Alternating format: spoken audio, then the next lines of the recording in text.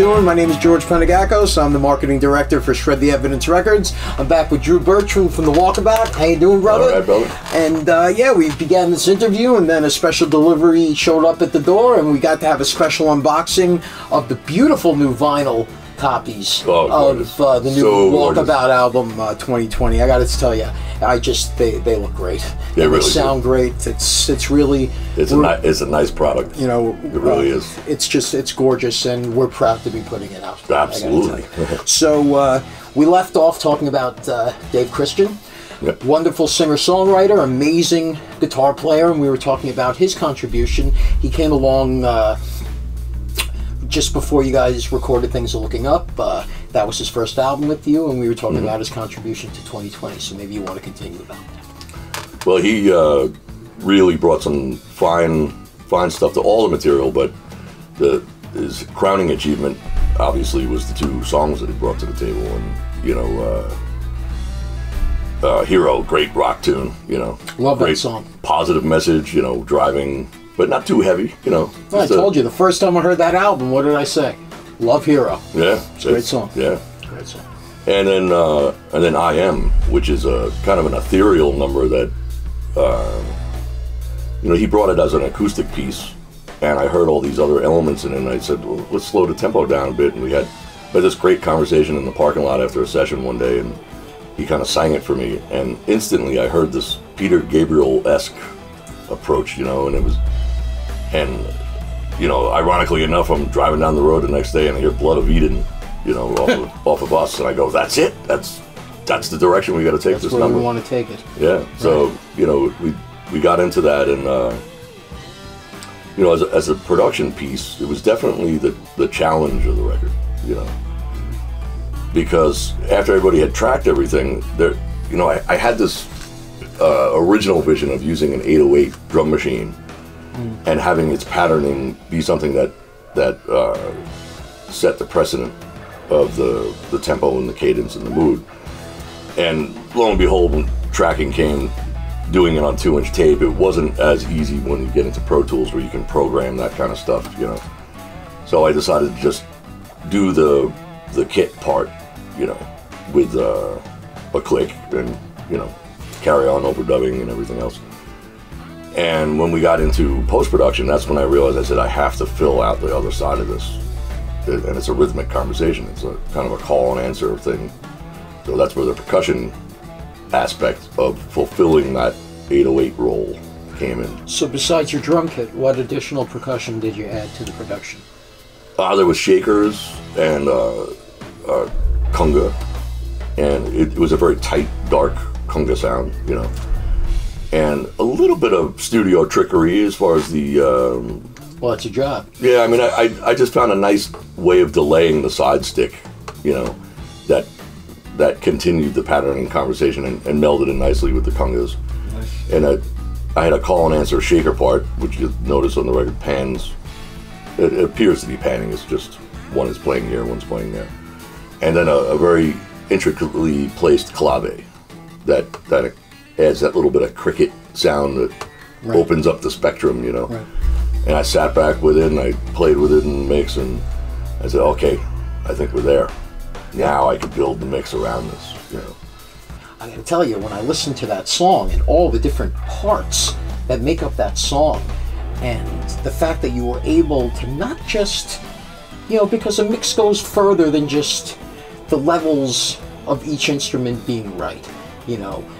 You found the perfect personality, the perfect sound, the perfect chemistry, I think is the word, to really bring that song home.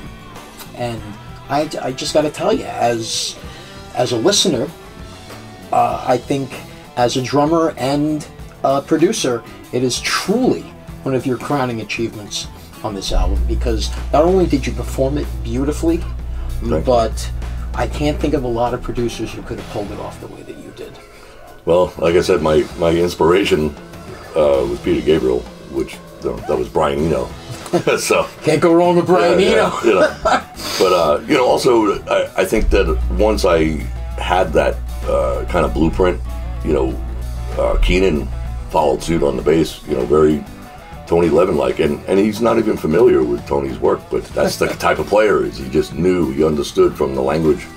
And I played him the song, and you know, we followed suit in the sense of paying homage, I guess, to that world beat ballad approach. You know? Of course, and it's always interesting when someone. I'm glad you brought Keenan up, because an extraordinary talent. This is the first album of the Walkabouts that he's appearing on, and as the band's drummer, I mean, you've got to be just overjoyed. From the first time I played with him, candidly, you know, we were just smiling at each other on stage the whole night, you know, and that's what prompted me to call him when the chair was available. You know, he was my first choice, you know, and he loved it from the minute he came in, and the chemistry, his people, and it all worked so well. And he brings so much to the table, and I Am is a perfect example of that. Oh, the subtleties and gorgeous. You know, he does on that song as well as so many others on the album. He does so much more than just hold down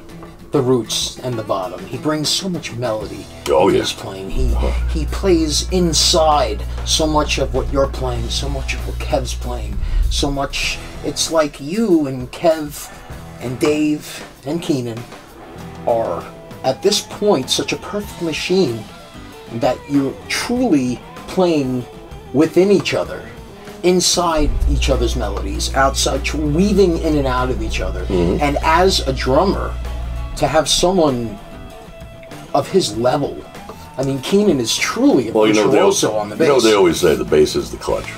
Yeah. And he is the perfect clutch between the rhythm and the melody.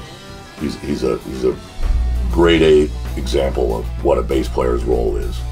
You know, and you bring his sensitivity and his uniqueness and everything else into and you get that. And his subtle nuances. Yeah. It's just, it's really the last piece of the puzzle when it comes to the evolution of the Walkabout sound over the years. Yes. I wouldn't want anyone else. No, he's just extraordinary. So, you know, talking about all of that, and talking about, you know, you as the band's drummer, you know, it's something I'd like to touch on before we wrap up. We've talked a lot about you as the band's producer, and you've done an extraordinary job of that, you know, but I can't say enough about your performance on this album. It's extraordinary. I mean, this album spans so many different genres, and you make all of those genres your own.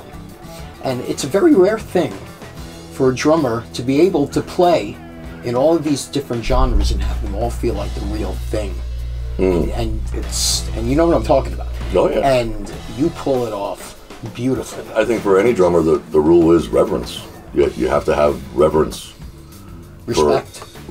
Beyond respect, you know. You have to revere the people that develop those styles, and that's how you incorporate it into your playing, because that's how you learn the vocabulary. That's, you know, and see the inner workings and how it works within that genre and this genre, you know, and that's how you can incorporate it into your style as a drummer, you know.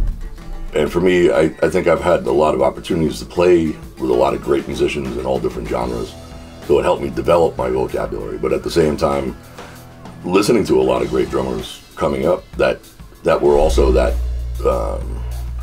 crossover style, you know, right. From Dennis Chambers to Neil Peart to, you know, Terry Bozzio, Tony Williams, and John Bonham, and, you know, all these guys that borrowed from different genres and incorporated it into their particular style of their own. Yeah. No, it's so true. And it's you know, I guess you could say it's what I want to see if I go see a show of a band that is exploring different styles and things. I want to see someone who's having fun with it, but also being reverent, you know, to the origins of it, you know. I agree. You know, and in simple speak, I can say that when I listen to you play the drums, just a different way of saying what you were saying, I can tell that it's coming from your soul. It's not coming from here. You know, it's so much a part of who you are. It's so much a part of your soul. All of us who Shred the Evidence Records would just like to thank you for your contribution. You are, thank you, brother, without a doubt, one of the hugest parts of everything that this album is. It's my pleasure and honor to be a part of it as well. From a performer to a producer to a conceptualist of the of all the artwork and design and all of the publicity campaign materials, everything. You've had your hand, you've had your hand in so many different areas of this release, and you've knocked it all out of the park, and we could not be more proud to have you. Thank you, brother.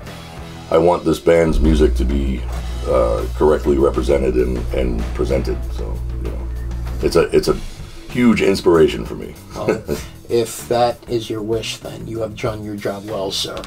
And I got to tell you, you knocked it out of the park. You really did. Thank you, sir.